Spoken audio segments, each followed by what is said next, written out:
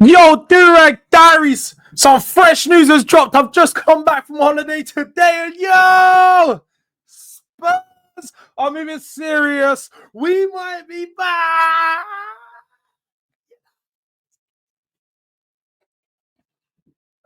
All of that stuff. If you see the report that I'm going to share with you just now, I know the tier isn't the best. It's a tier 2 reporter. But I'm taking it and I'm running with it. Tottenham have entered the race for RODRYGO.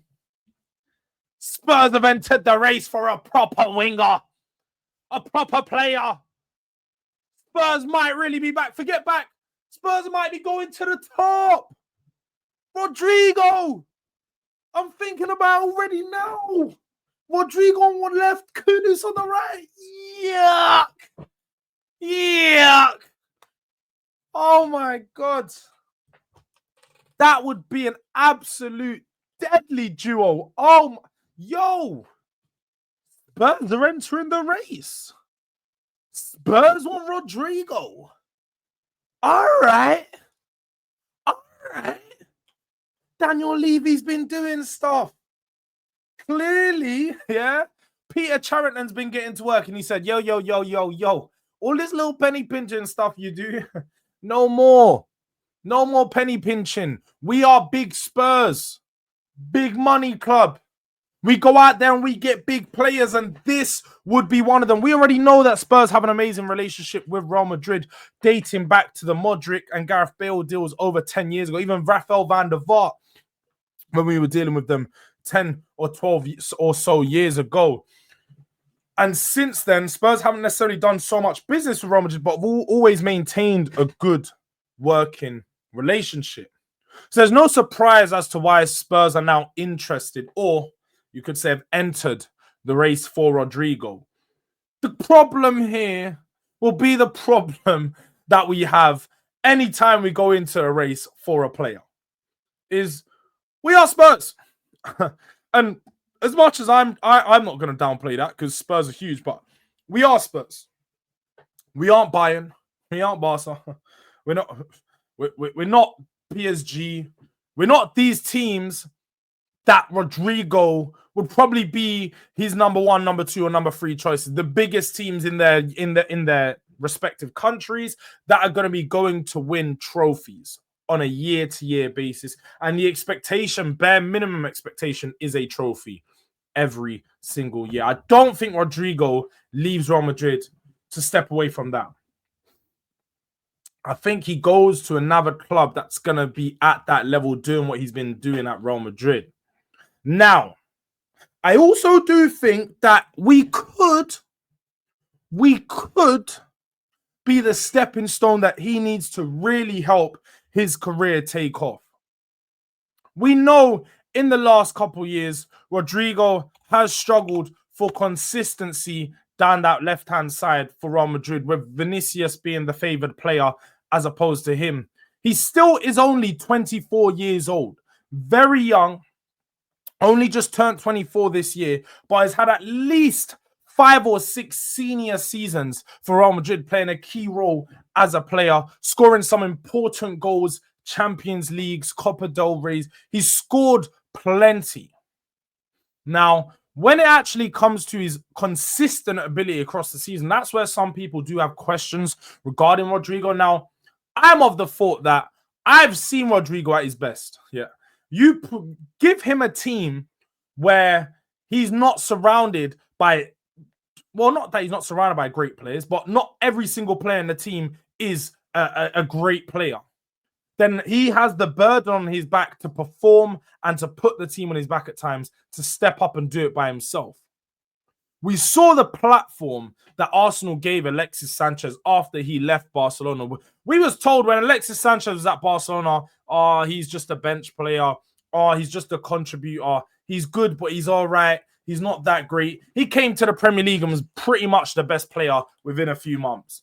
Just levels above some of the rest. And that's what tends to happen when you're in a team like Real Madrid, where you've got Vinicius, one of the top dribblers, if not the best in world football. You've got Mbappe. You've got Modric. You got Cruz, Tchouameni, Camavinga. You've even got players like Brahim Diaz, who not a lot of people rate, but when they come on, have always got significant impact.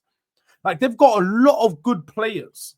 So when he's in and around them, he doesn't stand out. That's right. Rodrygo has moments. He's a moments player. In moments, he stands out, and you could see that he's just oozing sauce, as expressions would say. But there's also a lot of times where he lacks to show that real quality, and it probably affects his overall stock in the world of football. Because whenever we have these conversations, there's a lot of people would tell you, oh, Rodrygo's not that good. Oh, because Rodrygo's been benched. Oh, Rodrygo this. I actually think that he could probably do with another year at Real Madrid to see how it pans out with Xabi Alonso. I don't think there's any rush for him to make the move at this moment. But it would also be a really, really, really good move for Tottenham. Now, I don't know whether this will actually be feasible for Spurs, because Rodrygo is definitely a deal that's going to cost upwards of 80-odd million pounds or more. It's going to be a deal that Spurs are going to have to work out some mad wage structure, because he's going to want at least 300k a week. So everything points to this not being a Spurs deal. I'm not going to lie. Everything in my head points to this being something that is out of our reach and just won't happen. But hold your horses, because I thought the same. I thought the same about some other deals that have now happened in this window. So that doesn't mean that I'm right, but also doesn't mean that I'm wrong. I'd expect Rodrygo, if he does leave, to go to one of the biggest clubs in world football. I think Arsenal are now out of the equation with them signing Madueke, with them signing Gyökeres, Zubimendi. They have said that Rodrygo was separate to the Madueke deals and so on, but I can't see them now going for Rodrygo having signed Madueke without actually selling a few players in their positions, whether that's a Trossard, a Gabi Jesus, Fabio, whoever it is. They need to get rid of players. Us, on the other hand, are obviously looking at our left wing roles. I've heard that Xavi Simons is another left winger that we're looking heavily at. And we've spoken about him in transfer shows, so we would know that. But we're definitely looking for someone to play in off that left-hand side, or if not, be a backup for a striker. But definitely another attacker Spurs are looking to add, with us also looking at Vista. So Rodrygo could be the player, the man of our dreams at Spurs for real. And yeah, man, let's see how this all plays out. I couldn't believe to see this news. I've come back from holiday first day and I'm seeing Rodrygo to Spurs. Rodrygo to Spurs. Yo, let me slow down now. But look, people, big up for tuning in again to another episode of Durag Diaries. Your boy is back from holiday. We're better and we're going to be getting in the videos every single day. A live video. Make sure you're keeping a look out. Tap the post notification bell to stay up to date with everything, and make sure you are subscribed. We're on the road to 5K. We're on the road to 5K, but real close to 3K. Like literally 40 away, 50 away. It's not that far, bro. Help me.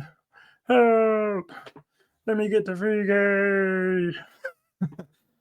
But yeah, my people, it's been another episode of Durag Diaries. And until next time, we're out.